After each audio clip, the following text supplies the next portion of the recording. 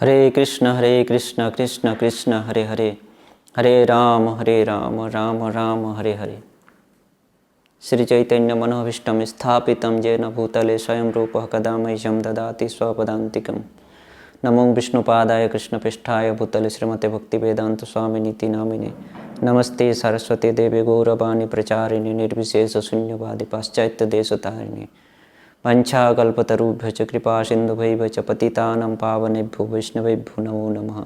जय श्री कृष्ण चैतन्य प्रभु नित्यानंद श्री अद्वैत गदाधर शिवासादि गौर भक्तवृंद। हरे कृष्ण कृष्ण कृष्ण हरे हरे, हरे राम राम राम हरे हरे। हरे कृष्ण। तो हम लोग अभी दीपावली उत्सव मनाने जा रहे हैं। दीपावली उत्सव जो है, इसका जो धूम चारों ओर गूंज उठा है दीपावली उत्सव से, सभी कोई अस्त व्यस्त है इस उत्सव को मनाने के लिए। तो हम लोग आगे श्रवण किए हैं दीपावली उत्सव। दीपावली का अर्थ क्या है, उत्सव का अर्थ क्या होता है, दीपावली का अर्थ क्या है और दीपावली उत्सव किस प्रकार से पालन करना चाहिए, महात्म्य, इसके बारे में श्रवण किया। तो आज हम लोग श्रवण करेंगे कि इस कार्तिक महीने की अमावस्या तिथि के दिन ही क्यों दीपावली उत्सव मनाया जाता है। इस दीपावली उत्सव मनाने के पीछे क्या रहस्य है, इसके बारे में हम लोग श्रवण करेंगे। तो रामायण में वर्णन है, स्कंद पुराण, पद्म पुराण में विस्तार से वर्णन किया गया है। रामायण, अन्य रामायणों में हमें वर्णन मिलता है। आजकल तो रामायण बहुत सारे हैं, हम इंटरनेट में ढूंढेंगे तो हमें हजारों रामायण दिखाई देगा, विभिन्न प्रकार का रामायण। परंतु हमारे जो मूल रामायण है, वाल्मीकि रामायण, वहाँ पर महर्षि वाल्मीकि ने यह वर्णन नहीं किया है कि भगवान श्री रामचंद्र इस कार्तिक महीने की अमावस्या तिथि के दिन अयोध्या लौटकर आए थे, पुनरागमन किए थे पुनः अयोध्या लौटकर आए थे और अयोध्यावासी दीप से अयोध्या नगरी को सुसज्जित किए थे। इसके बारे में महर्षि वाल्मीकि अपने मूल रामायण वाल्मीकि रामायण में वर्णन नहीं किए हैं। कहीं भी वर्णन नहीं मिलेगा वाल्मीकि रामायण, मूल जो रामायण है वाल्मीकि रामायण, उसमें इसका वर्णन नहीं मिलता है। परंतु हाँ, इसका वर्णन मिलता है स्कंद पुराण और पद्म पुराण में। स्कंद पुराण और पद्म पुराण में इसकी व्याख्या की गई है कि भगवान श्री रामचंद्र लंका विजय करके अयोध्या पुनरागमन किए थे अमावस्या तिथि के दिन, कार्तिक महीने की अमावस्या तिथि के दिन। स्कंद पुराण और पद्म पुराण में इसका विस्तार से वर्णन है।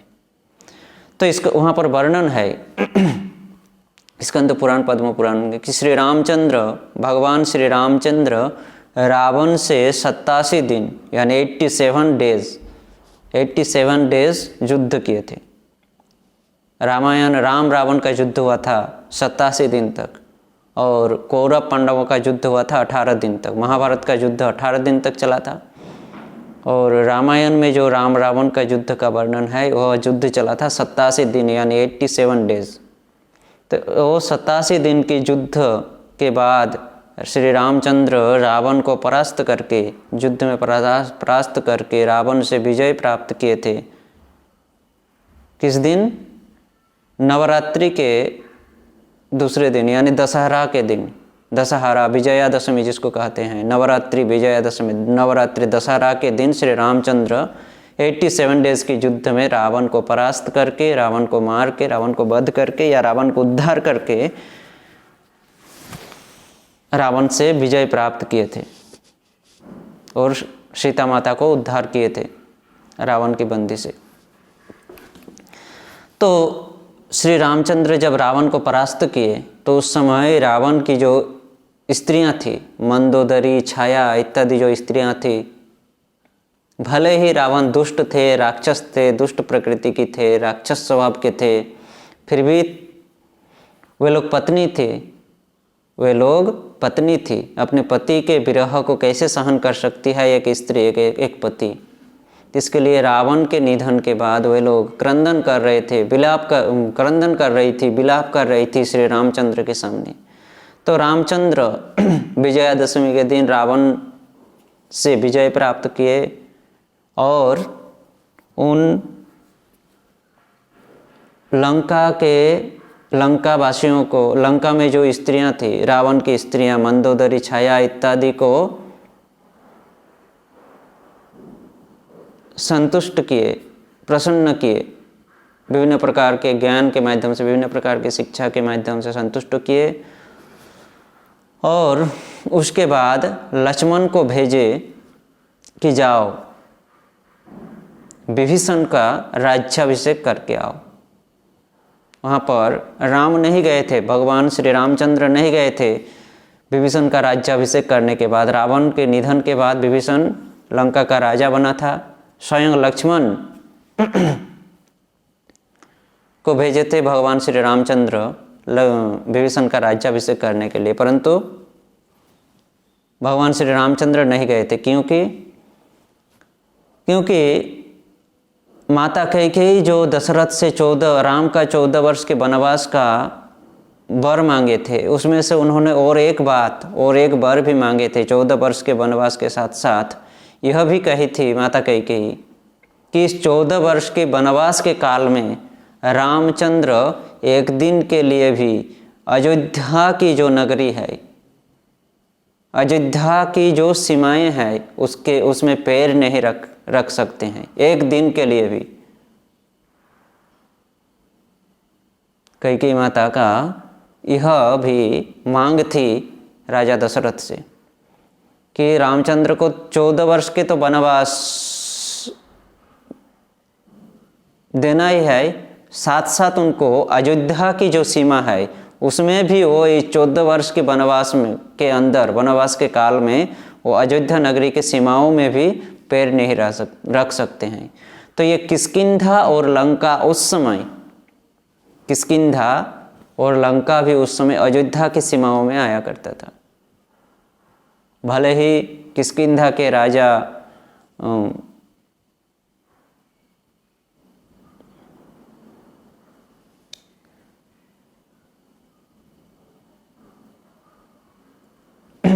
किष्किंधा के राजा बाली थे और लंका के राजा रावण थे, फिर भी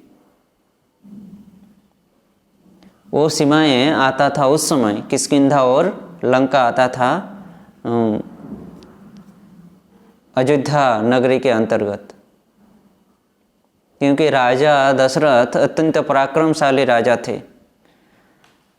ये रावण दशरथ से भी युद्ध करने के लिए आए थे, परंतु राजा दशरथ ने एक ऐसा बाण मारे थे, एक विशेष प्रकार का बाण का प्रयोग किए थे रावण के प्रति।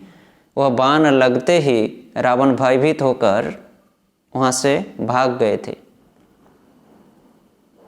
राजा दशरथ से हारकर भाग गए थे और दोबारा राजा दशरथ से चढ़ाव नहीं किए थे रावण भय से।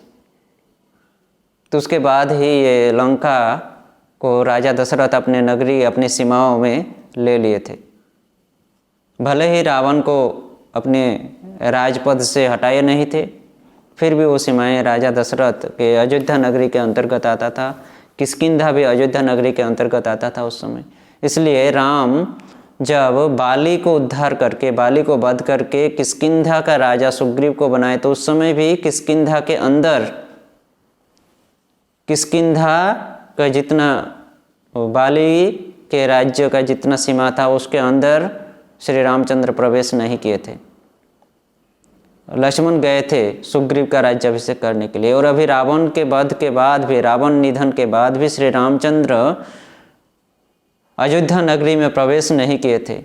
श्री रामचंद्र अयोध्या नगरी के बाहर ही रहकर 87 दिन तक अयोध्या नगरी के बाहर रहकर रावण को विभिन्न प्रकार का ललकारा देकर वो अयोध्या नगरी के बाहर लाकर ही युद्ध किए थे। अयोध्या नगरी के अंदर प्रवेश नहीं किए थे, क्योंकि ये है भगवान की मर्यादा। भगवान श्री रामचंद्र मर्यादा पुरुषोत्तम भगवान है, मर्यादा का पालन किए हैं। किस प्रकार से पितृसत्य को पालन करना चाहिए, अपना मर्यादा किस प्रकार से निभाना चाहिए, इसको श्री रामचंद्र ने शिक्षा प्रदान किए हैं। रामायण में यही शिक्षा में प्रदान होता है श्री रामचंद्र के जीवन चरित्र से, कि किस प्रकार से हम मर्यादा पालन कर सकते हैं। तो भगवान श्री रामचंद्र रावण निधन के बाद लक्ष्मण को भेजे राज्याभिषेक करने के लिए विभीषण का, क्योंकि उसके बाद उसको भगवान श्री रामचंद्र को अपनी पितृसत्य को रक्षा करना था, मर्यादा का पालन करना था।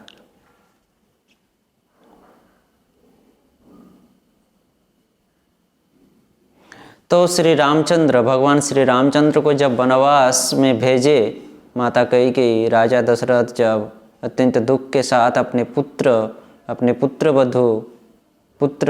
दोनों पुत्र राम और लक्ष्मण और साथ ही साथ अपनी प्यारी पुत्र वधू माता सीता को भी वन में भेजे। कैकेयी नहीं चाहे थे, लक्ष्मण और सीता जी को नहीं कहे थे, परंतु श्री रामचंद्र की सेवा करने के लिए लक्ष्मण और माता सीता रामचंद्र के साथ वन में गमन किए थे।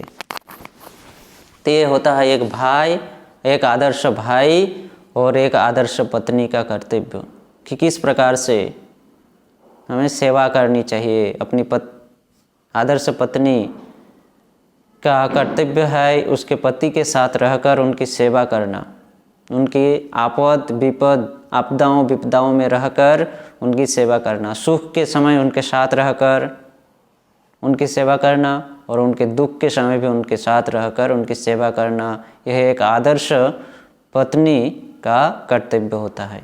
ये सीता माता के जीवन चरित्र से हमें शिक्षा प्राप्त होता है, शिक्षा मिलता है। दूसरी ओर एक आदर्श भाई का कर्तव्य है अपने बड़े भाई का किस प्रकार से आज्ञा पालन करके उनकी सेवा में तत्पर रहना चाहिए। लक्ष्मण के जीवन चरित्र से यह शिक्षा प्राप्त होता है। तो 14 वर्ष के वनवास के लिए जब निकले तो रामचंद्र अयोध्या के कुल प्रदीप थे। रामचंद्र को कुल प्रदीप कहा जाता था, उस अयोध्या कुल के प्रदीप थे रामचंद्र। भगवान श्री रामचंद्र उस अयोध्या के कुल के प्रदीप थे। प्रदीप यानी हम लोग आगे की कथा में सुने हैं, प्रदीप यानी लाइट, रोशनी, ज्ञान। लाइट का एक अर्थ होता है ज्ञान, जिससे अज्ञानता दूर होती है। लाइट से अंधकार दूर होती है और ज्ञान से अज्ञानता दूर होती है। तो लाइट का एक अर्थ ज्ञान भी होता है। तो रामचंद्र इस अयोध्या के अंधकार को दूर करने वाले, अयोध्या के कुल के अंधकार को दूर किए थे भगवान श्री रामचंद्र आविर्भूत होकर। और आज वही भगवान श्री रामचंद्र अयोध्या के कुल प्रदीप आज अयोध्या को छोड़कर 14 साल के लिए, 1-2 दिन नहीं, 14 साल के लिए वनगमन कर रहे हैं। इस विरह से अयोध्यावासी प्रतिज्ञा किए थे, शपथ लिए थे कि आज से हमारे कुलप्रदीप 14 साल के लिए इस अयोध्या को छोड़कर जा रहे हैं, इसलिए आज से हम लोग भी इस अयोध्या में कोई लाइट नहीं जलाएंगे, कोई प्रदीप नहीं जलाएंगे। हम लोग भी अंधेरे में वास करेंगे। रात्रि के समय हम लोग दिया प्रज्वलित नहीं करेंगे। वहाँ उस समय तो विभिन्न प्रकार के, आज जैसे विभिन्न प्रकार के इलेक्ट्रिक बल्ब इत्यादि नहीं थे। उस समय दिया जलाया करता था। एक विशेष प्रकार का तेल होता था जिसको डालकर बड़े बड़े दिया जलाए जाते थे। इतिहास में भी इसका वर्णन मिलता है। विभिन्न प्रकार, एक विशेष प्रकार का तेल जिसको हमारे बंगाली भाषा में रेड़ी तेल कहते हैं। रेड़ी का तेल एक विशेष प्रकार का तेल होता है जो बहुत ही गाढ़ा होता है और उस तेल को डालकर दिया जलाया जाता था। उस समय दिया जलाकर उससे रोशनी प्राप्त किया जा सकता था। वो गाढ़ा होने के नाते वो तेल प्रदीप खींचता कम था और ज़्यादा देर तक जलता था। तो वो तेल जलाकर उस समय रोशनी प्राप्त किया जाता था। मशाल जलाते थे। मशाल मसालों के द्वारा रोशनी प्राप्त करते थे। तो अयोध्यावासी प्रतिज्ञा किए थे कि आज हमारे कुल प्रदीप 14 साल के लिए वन गमन कर रहे हैं, इसलिए हम लोग भी 14 साल तक कोई बत्ती नहीं जलाएंगे, अयोध्यापुरी में कोई बत्ती नहीं जलेगा। इस प्रकार से शपथ ले लिया। ये है भक्ति, आदर्श भक्ति, शुद्ध भक्ति का लक्षण इसी को कहा जाता है। भगवान श्री रामचंद्र छोड़कर जा रहे हैं तो हम कैसे रहें, कैसे हम आनंद उपभोग करें, हम कैसे अपना इंद्रिय तृप्ति करें, इंद्रिय सुख भोग करें। सब कुछ त्याग दिए अयोध्यावासी। यह है शुद्ध भक्त का लक्षण, शुद्ध भक्ति का लक्षण।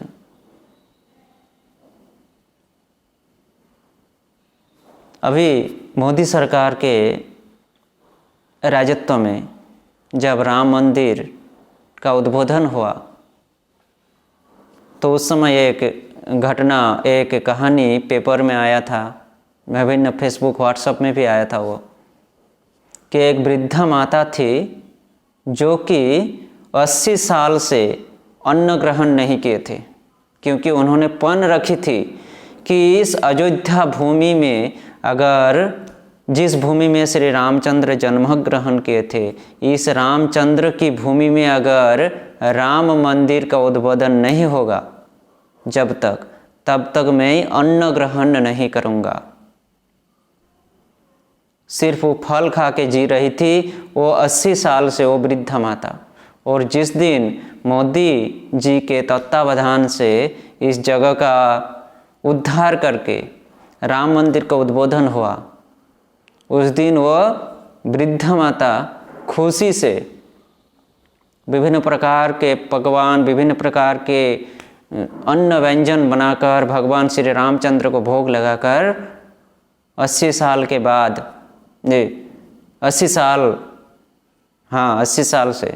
80 साल से वो बिना अन्न खा के रही थी। 80 साल के बाद उस दिन आनंद से विभिन्न प्रकार का अन्न व्यंजन बनाकर भगवान श्री रामचंद्र को भोग लगाकर वो अन्न ग्रहण की थी वो वृद्धा माता।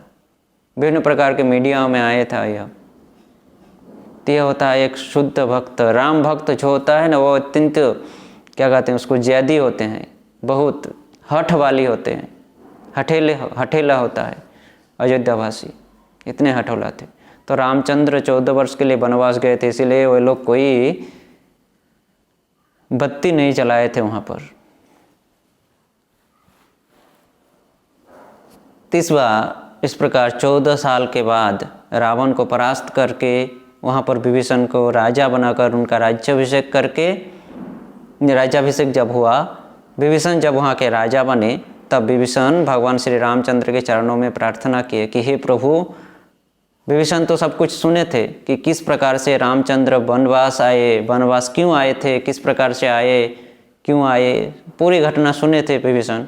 इसलिए जब वो राजा बने लंका का, तब भगवान श्री रामचंद्र के चरणों में प्रार्थना किए विभीषण, क्योंकि विभीषण भी शुद्ध भक्त थे, कि हे प्रभु, आप 14 साल से अयोध्या नगरी के बाहर है, अयोध्यावासी आपके विरह से कोई बत्ती नहीं जलाए हैं, वे अंधकार में वास कर रहे हैं 14 साल से। तो हे प्रभु, आप अयोध्या के कुल प्रदीप है, आप अयोध्या में शीघ्र लौटकर जाइए और अयोध्यावासी को रोशनी प्रदान करिए। हे प्रभु रामचंद्र, आप कुल प्रदीप हो अयोध्या के, इसलिए आप शीघ्र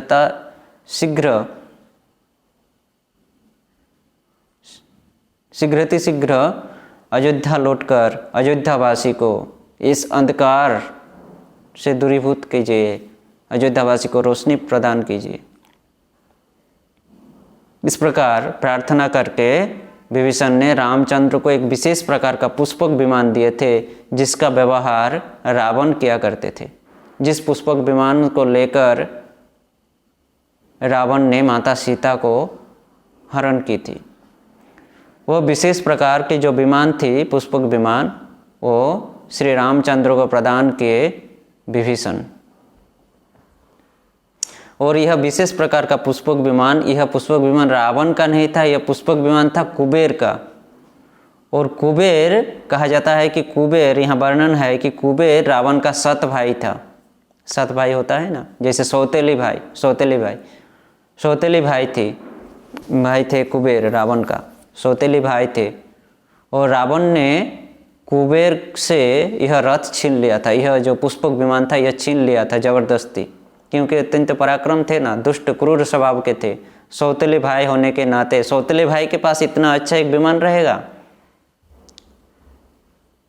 तो उन्होंने, रावण ने छीन लिया था इस विमान को कुबेर से, और छीनकर वो अपना इस विमान का अपव्यवहार किया करता था, विभिन्न प्रकार के कुकर्मों में व्यवहार किया करते थे रावण। इस विमान का एक विशेषता यह था, इस विशेष विमान की विशेषता यह थी कि यह विमान इच्छानुसार संकुचित प्रसारित हो सकता था। जितनी यात्री उतनी आकार का बनता था, उतनी आकार की बनती थी यह विमान। 2 यात्री तो जो 2 यात्री का बराबर हो जाता था, 10 तो 10 के बराबर, 100 तो 100 के बराबर, 100 यात्री बैठने की जगह। हजारों, लाखों, करोड़ों, अनगिनत यात्री उसमें आरोहण करते थे, यात्रा कर सकते थे। आज के विमान के जैसा कोई सा निर्दिष्ट सीट संख्या का विमान नहीं था, वो अनगिनत उसमें सीट थी, परंतु इच्छानुसार संकुचित प्रसारित होती थी और इच्छानुसार मन की वेग से वो गमन करते थे एक जगह से दूसरी जगह, मन की गति से, इच्छा अनुसार। हम जहाँ जाने की इच्छा करेंगे वो तुरंत हमें वहाँ लेकर पहुँचाते थे। तो इस प्रकार के इस विशेष विमान, पुष्पक विमान को प्रदान किए विभीषण ने श्री रामचंद्र को। और तब रामचंद्र विभीषण को आशीर्वाद देकर, अयोध्यावासी को सांत्वना देकर, रावण के स्त्री मंदोदरी, छाया इत्यादि को सांत्वना देकर उस विमान में आरोहण होते हैं। भगवान श्री रामचंद्र, माता सीता, लक्ष्मण आरोहण होते हैं। आरोहण होकर जैसे ही प्रस्थान करते हैं तो उसी समय माता सीता की नज़र जाती है बानरों के प्रति। वो तुरंत भगवान श्री रामचंद्र से निवेदन करती है माता सीता कि हे प्रभु, हम लोग तो जा रहे हैं, परंतु ये बानर सेनाएं हमारे कितनी सहायता की है, आपकी कितनी मदद की है ये बानर, तो आप क्यों इन लोगों को छोड़कर जा रहे हो? आप क्यों इन लोगों को भी क्यों न इस विमान के ऊपर लेते हैं? माता सीता के इस निवेदन से श्री रामचंद्र मुस्कुराते हैं और उस बानर को, जितने बानर थे सभी बानर को, हनुमान, सुग्रीव, अंगद आदि सभी बानर को उस विमान में बैठने की आज्ञा देते हैं। सभी बानर उस विमान में बैठते हैं आराम से। कितनी बानर सेना थी, असंख्य बानर सेना थी। सभी बानर सेना उस विमान में आराम से बैठते हैं और श्री रामचंद्र अयोध्या के लिए वहाँ से प्रस्थान करते हैं। रामचंद्र जब आकाश मार्ग में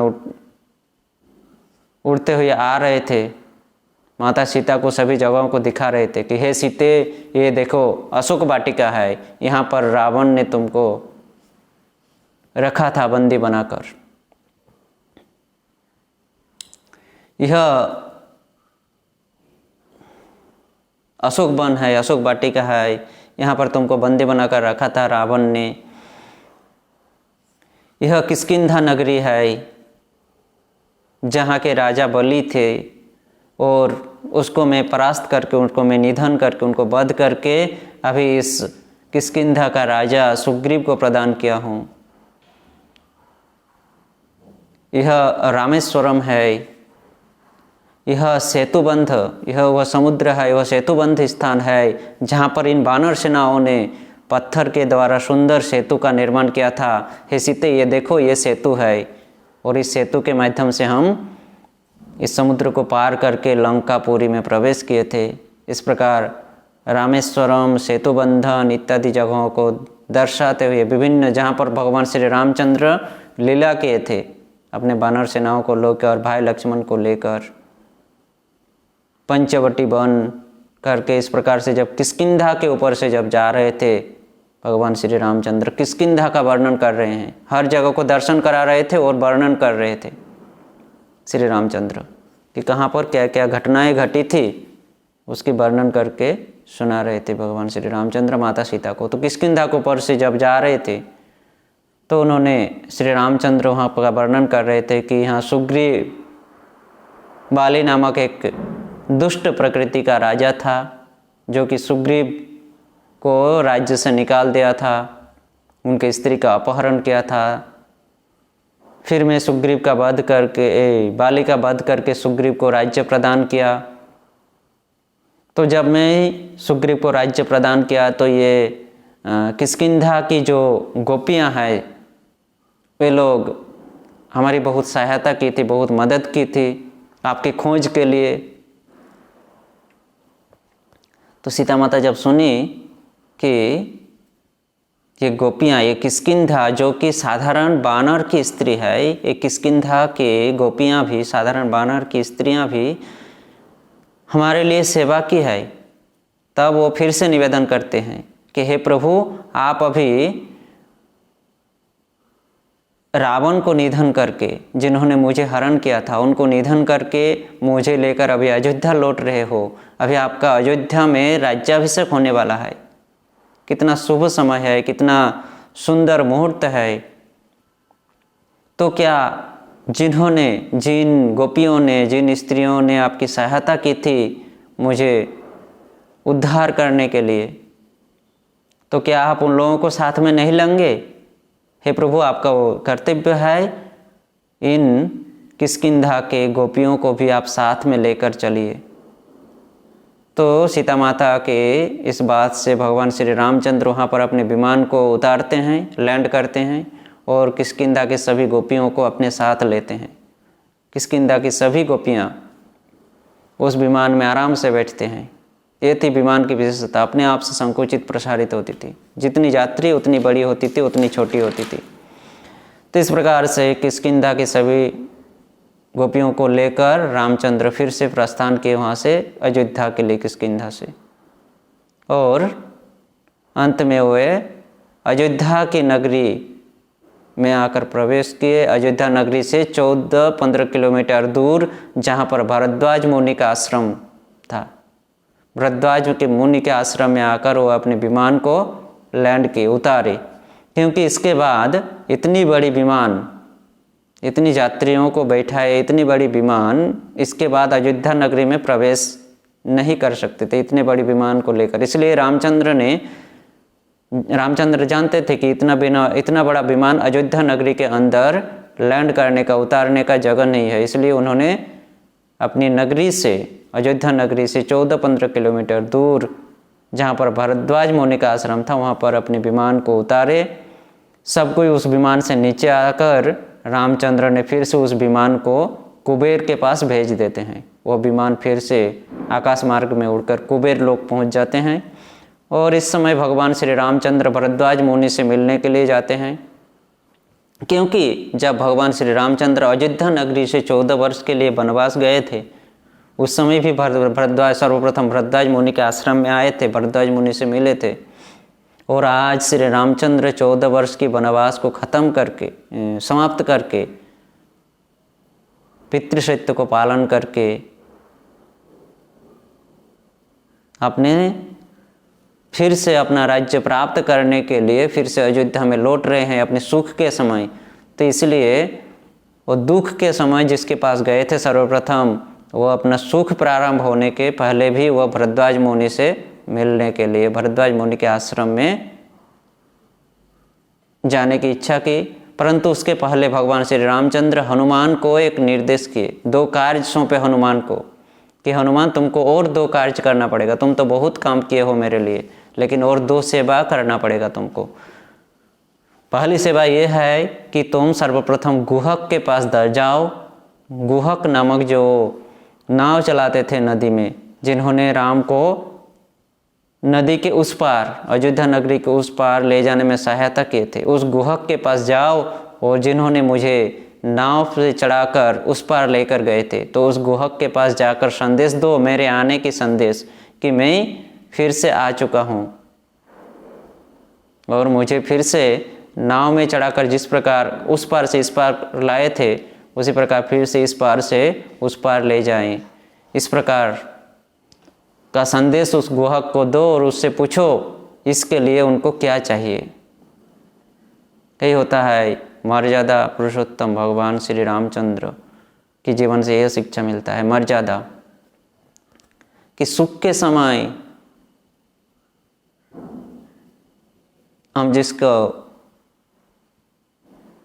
याद किए थे उसको दुख के समय भी याद करना चाहिए, या हम जब दुखी थे तब हम जिसके पास गए थे सहायता मांगने के लिए, जिससे हमें कुछ सहायता मिला था, अब हमारे जीवन में सुख आया है तो उस समय सुख के समय भी उसको याद करना चाहिए, उसके पास जाना चाहिए। ऐसा नहीं कि दुख के समय उससे गए, उनसे हेल्प मिला, उससे सहायता मिला, अब हमारे पास तो सुख आ गया है, क्या ज़रूरत है अभी उसको, तो कोई ज़रूरत नहीं है।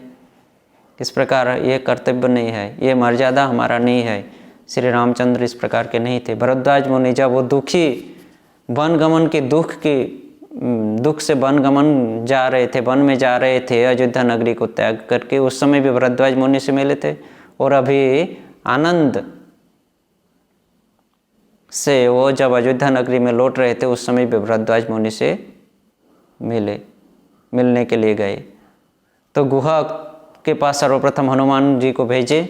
हनुमान गुहक के पास यह वार्ता, यह संदेश लेकर गए, गुहक को यह संदेश दिए। और दूसरा निर्देश यह था हनुमान के प्रति श्री रामचंद्र का कि मैं अभी आज का दिन भरद्वाज मुनि के आश्रम में रुकूंगा और तब तक तुम अयोध्या नगरी में जाओ भरत के पास, और भरत को जाकर मेरी आने की जो वार्ता है वो वार्ता भरत को प्रदान करो। और अगर तुम जब बताओगे कि रामचंद्र लौटकर आ रहे हैं 14 वर्ष की वनवास को समाप्त करके, रावण निधन करके, सीता को उद्धार करके लौट रहे हैं अयोध्या नगरी में और वो अभी भरद्वाज मुनि के आश्रम में रुके हैं, इस प्रकार के वार्ता तुम देना। और उस समय अगर भरत का मन में किसी प्रकार संदेह तुमको पता चलता है, उसका चेहरा देखकर किसी भी प्रकार का संदेह, किसी भी प्रकार का क्षुण्ण अवस्था, मनच्छुन्न अवस्था कि अभी रामचंद्र आ जाएंगे, हमारे गद्दी को ले लेंगे, वो यहाँ के राजा हो जाएंगे, तो हम क्या करेंगे, इस प्रकार की सोच अगर उसके चेहरे को देखकर, चेहरे में इस प्रकार की किसी भी प्रकार का परिवर्तन देखा तुम, तो आकर तो मुझे तुरंत बताना। भरत के अंदर इस प्रकार का अगर विचार तुमको महसूस होता है तो तुम आकर मुझे बताना, मैं यहीं से लौटकर फिर से चला जाऊंगा, अयोध्या नगरी में प्रवेश नहीं करूंगा। क्योंकि रामचंद्र यह शिक्षा इसलिए प्रदान करता है कि सालों सालों तक अगर हमें कुछ पद की प्राप्ति हो जाती है तो उसके प्रति हमारा आसक्ति रहता है। अगर फिर से उसको लौटाने, किसी दूसरे को देने के लिए कहते हैं तो हमें बहुत दुख होता है, बहुत कष्ट होता है, हम देना नहीं चाहते हैं। तो रामचंद्र भी वही विचार कर रहे थे, यह शिक्षा हमें प्रदान कर रहे हैं इस लीला से भगवान श्री रामचंद्र। उनका इस प्रकार का तो विचार नहीं है, वो शिक्षा प्रदान कर रहे हैं भगवान श्री रामचंद्र की। 14 साल से भरत इस अयोध्या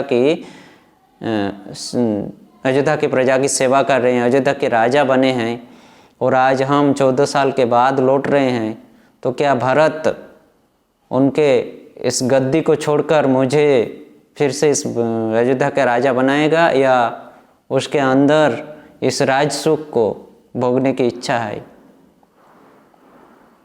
यह परीक्षा करने के लिए और इस प्रकार की शिक्षा प्रदान करने के लिए कि भगवान की इच्छा से, भगवान की कृपा से हमें यह सुख प्राप्त हुआ है, और भगवान की इच्छा से ही हमें यह पद प्राप्त हुआ है, और भगवान की इच्छा से ही हम इस पद को अभी छोड़ रहे हैं, या इस पद से हम निकल रहे हैं। इस प्रकार का सोच है कि उसको और ज़्यादा भोग करने की इच्छा है, इस प्रकार का शिक्षा देते हैं। तो हमारा कर्तव्य है, हम इस प्रकार का चिंतन होना चाहिए कि हमारी सारी सुख सुविधाएं भगवान की इच्छा के अनुसार प्राप्त होती है, और सारी दुख भी हमें भगवान की इच्छा के अनुसार प्राप्त होता है। तो कि सुख के समान जिस प्रकार हम आनंदित होते हैं, उसी प्रकार दुख के समय भी आनंदित रहना चाहिए, क्योंकि यह भी भगवान की इच्छा के अनुसार ही हमें प्राप्त हुआ है। ये भरत के जीवन चरित्र से हमें शिक्षा प्राप्त होता है। और इस प्रकार से हनुमान को भेजे, कहे कि तुम भरत के पास जाओ, और साथ में कुछ चिन्ह स्वरूप दिए थे हनुमान के हाथ में। जिस प्रकार सीता माता के पास जाने के समय रामचंद्र ने अपना अंगूठी दिए थे, उसी प्रकार हनुमान को फिर से अपने गले की हार, अंगूठी इत्यादि प्रदान किए थे, जिसको देखकर भरत पहचान सकें कि हाँ, क्योंकि एक बानर को भेज रहे हैं ना, संदेश देकर, वार्ता देकर, बानर का बात कौन सुनेगा। इसलिए रामचंद्र वो अपने व्यवहार करने वाली चीज़ें जिसको भरत भी पहचानते थे वो देकर भेजते हैं हनुमान। हनुमान तो सर्वप्रथम जाकर जब भरत से कहे तो भरत सर्वप्रथम आश्चर्यचकित हुए थे, मान नहीं रहे थे भरत, क्योंकि एक बानर इस प्रकार का अचानक आकर इस प्रकार कह रहे हैं कि रामचंद्र लौट रहे हैं, भरद्वाज मुनि के आश्रम में है। कौन विश्वास करेगा एक बानर की बात। परंतु भरत तो कुछ समय के लिए विश्वास नहीं किए थे, परंतु जब श्री रामचंद्र के वो चिन्ह को दिखाए, वो दिए गए वस्तुओं को जब दिखाए भरत को हनुमान, तब भरत को पूर्ण विश्वास हुआ और वो रोने लगे, आनंदाश्रु से रोने लगे, उसके आंखों से आनंदाश्रु झरने लगा। और तुरंत भरत यह संदेश पाते ही भरत तुरंत डंका बजाकर अयोध्यापुरी में, अयोध्या नगरी में सारे अयोध्या वासियों को डंका बजाकर यह संदेश, राम आगमन की संदेश देते हैं। उस समय सारा अयोध्यावासी इस खुश से आनंदित हुए थे, खुशी से उछल उठे थे और अपने चारों ओर की साफ सफाई करके सभी लोग आनंद से विफल होकर चारों ओर की साफ सफाई करके सभी अयोध्यावासी दीप के द्वारा उस अयोध्या नगरी को सजाए थे। तो हनुमान इस प्रकार की वार्ता लेकर फिर से पहुँचे रामचंद्र के पास कि नहीं, भरत बहुत खुश हुए हैं, वो मेरे सामने ही डंका बजाकर पूरा अयोध्या नगरी को आपके आगमन का वार्ता पहुंचा दिए हैं। सभी अयोध्यावासी भी बहुत खुश है आपके आगमन की वार्ता पाकर। वे लोग चारों ओर की साफ सफाई करने लगे हैं और भरत श्री रामचंद्र को लाने के लिए एक विशेष प्रकार के रथ की व्यवस्था की है। सोने की रथ भरद्वाज मुनि के आश्रम से रामचंद्र को अयोध्या नगरी में प्रवेश कराएंगे। इसके लिए एक विशेष प्रकार के रथ की व्यवस्था की, एक विशेष प्रकार के रास्ता की व्यवस्था की,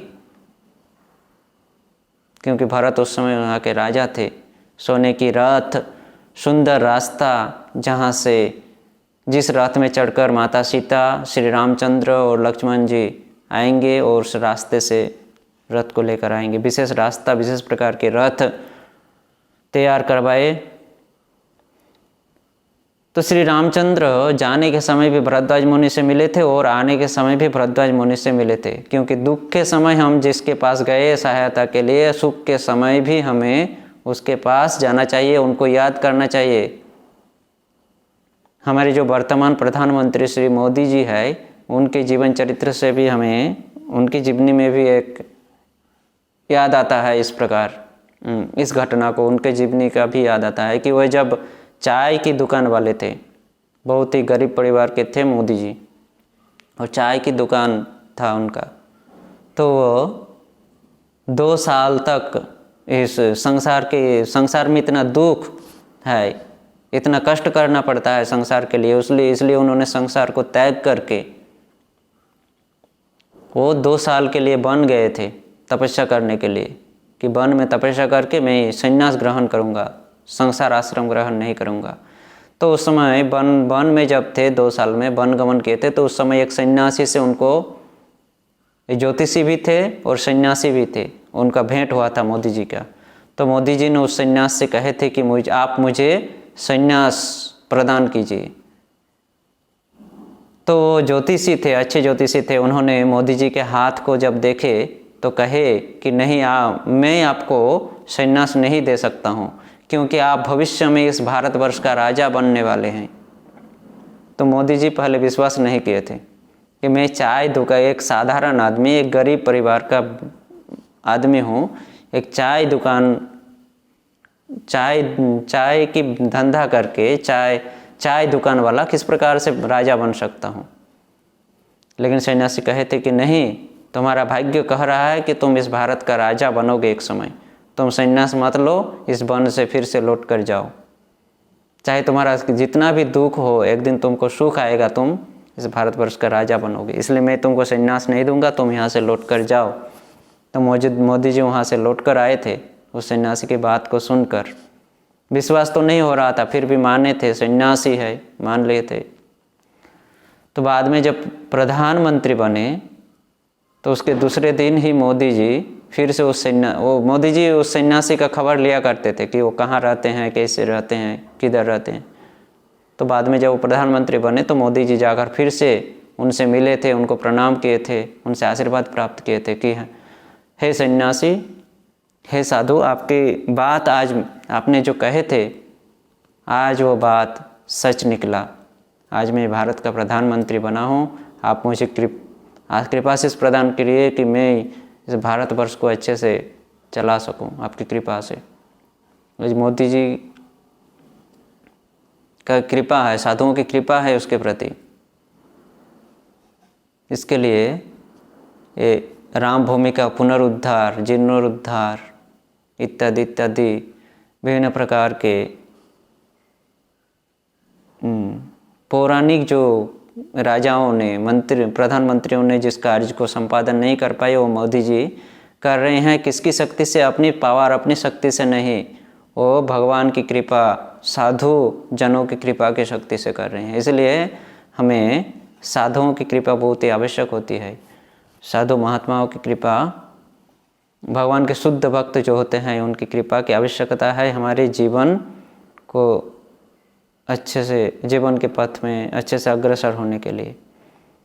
तो मर्यादा श्री रामचंद्र, भगवान श्री रामचंद्र के जीवन चरित्र से यह शिक्षा मिलता है कि किस प्रकार से हमें मर्यादा का पालन करना चाहिए। दुख के समय हमें जिसकी ज़रूरत पड़ती है, उसका ज़रूरत हमें सुख के समय भी, उसकी सहायता हमें सुख के समय भी लेना चाहिए। दुख के समय हम जिसकी सहायता लेते हैं, उसकी सहायता, उसकी याद हमें सुख के समय भी लेना चाहिए।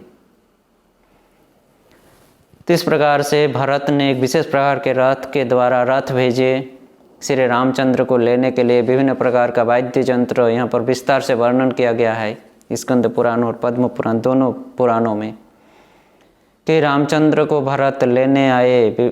सुंदर एक रथ के द्वारा श्री रामचंद्र को उस पर बैठा कर, रामचंद्र उसमें आरोहण करके अयोध्या नगरी में जब प्रवेश किए, अयोध्यावासी उस समय दीप के द्वारा श्री रामचंद्र को वेलकम किए थे। दीप के द्वारा पूरे अयोध्या नगरी को सज्जित किए थे, सजाए थे। और उस समय लग रहा था अयोध्या नगरी सुंदर प्रतीत हो रहा था। लाखों प्रदीप दिया जल रहा था उस समय अयोध्या नगरी में। तो इस प्रकार रामचंद्र आज के दिन, यानी इस कार्तिक महीने की अमावस्या तिथि के दिन अयोध्या लौटकर आए थे, राम से विजय प्राप्त करके। तो यहाँ पर हमें एक प्रश्न आता है कि रामचंद्र विजय प्राप्त किए थे रावण से विजयदशमी दशहरा के दिन, तो ये 18-20 दिन क्यों लगा उसको? तो 18-20 दिन इसलिए लगा क्योंकि वहाँ की स्त्रियों को, रावण की जो स्त्रियाँ थी, मंदोदरी, छाया, उन लोगों की सांत्वना प्रदान की। फिर विभीषण को राज्याभिषेक किए, वहाँ के राजा बनाए।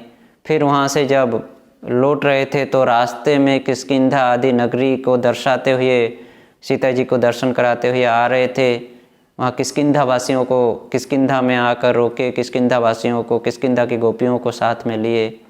रास्ते में सभी लीला स्थलियों को, जहाँ पर लीलाएं किए रामचंद्र, उनको दर्शन कराते हुए भरद्वाज मुनि के वहाँ आए, गुहक को कृपा प्रदान किए।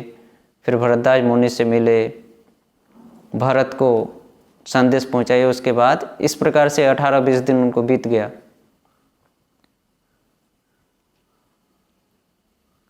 तो इस प्रकार से कार्तिक महीने की अमावस्या तिथि के दिन वो रामचंद्र अयोध्या नगरी में पुनरागमन किए। अयोध्यावासी इस आनंद से दीप द्वारा अयोध्यापुरी को, अयोध्या नगरी को सजाए थे, सज्जित किए थे, सजाए थे। तो इसलिए दीपदान का जो पहला उत्सव था, यह उत्सव ये अयोध्यावासी श्री रामचंद्र के पुनर्आगमन के आनंद से किए थे। और यह दिन भी ये कार्तिक महीना की अमावस्या तिथि का दिन था। इसलिए इस दिन दीपावली या दीपावली, दीप की आवली, दीप की लाइन, रो, लाइट की रो, दीप की रो, दीप की लाइन, इसको कहता है दीपावली। तो इस प्रकार अयोध्यावासी सर्वप्रथम इस दीपावली को किए थे और इसी लीलाओं का स्मरण करते हुए आज तक यह दीपावली उत्सव पालन होते आ रहा है हमारे इस भारतवर्ष में।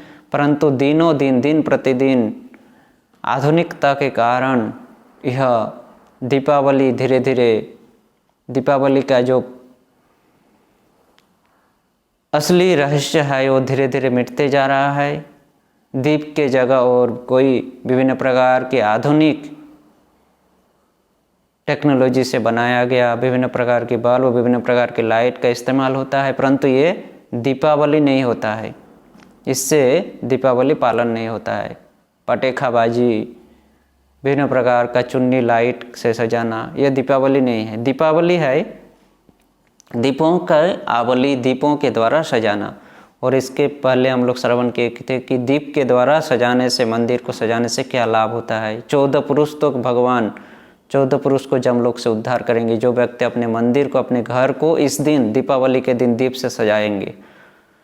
और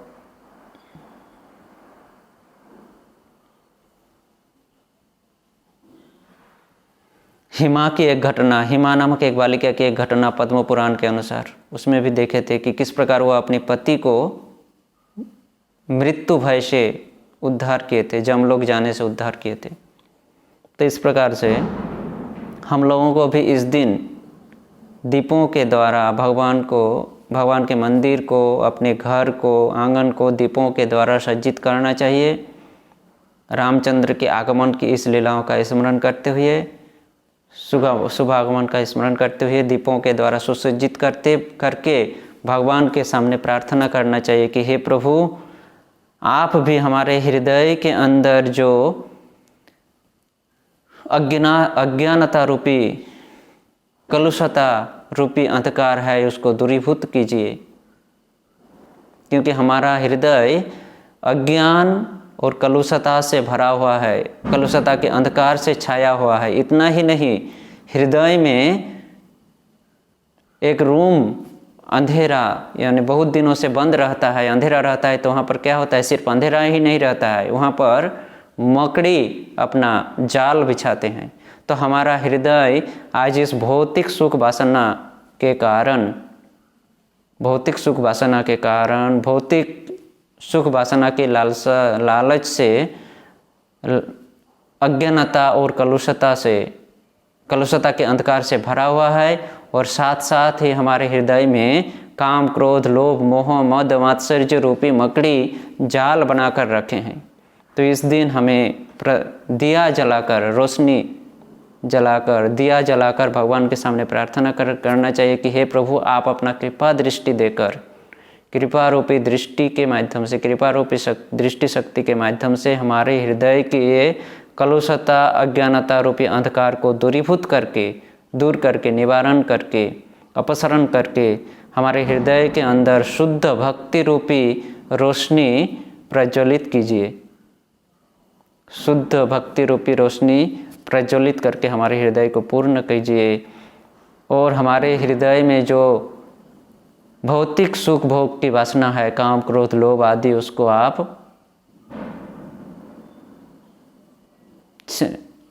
आप निवारण कीजिए। तो इस प्रकार से हमें भगवान के सामने प्रार्थना करना चाहिए क्योंकि हम भगवान के लिए थोड़ा सा भी कर्म करते हैं तो कोई गुना ज़्यादा होता है।